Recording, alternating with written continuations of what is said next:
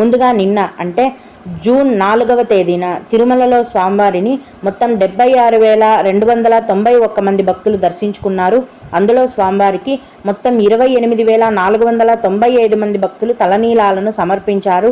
నిన్నటి రోజున తిరుమలలోని శ్రీవారి హుండీ యొక్క ఆదాయం అనేది 3,14,00,000 రూపాయలు.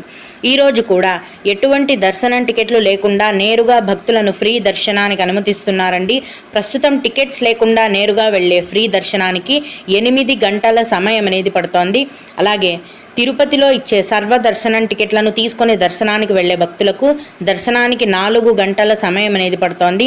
300 రూపాయల దర్శనం టికెట్లు కలిగి ఉన్న భక్తులకు మరియు 500 రూపాయల దర్శనం టికెట్లు కలిగి ఉన్న భక్తులకు దర్శనానికి 3 గంటల సమయం అనేది పడుతోంది.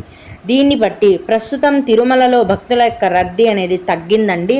చాలా వరకు కూడా తగ్గిపోయింది. ఫ్రీ దర్శనానికి ఒకప్పుడు 30